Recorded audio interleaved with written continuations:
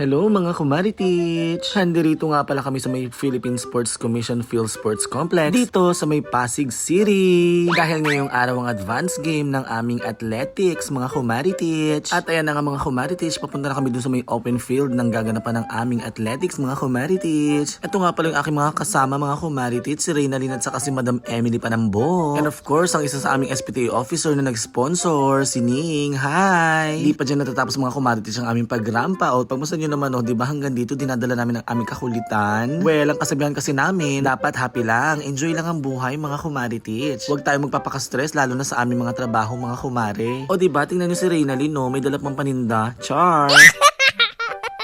At sa wakas mga kumaritich, nakarating na rin kami dito sa may lugar kung saan mag-i-stay ang mga officiating officials. Ito nga pala yung itsura ng field, andi dito yung mga iba't ibang officials, pati yung mga players. Actually,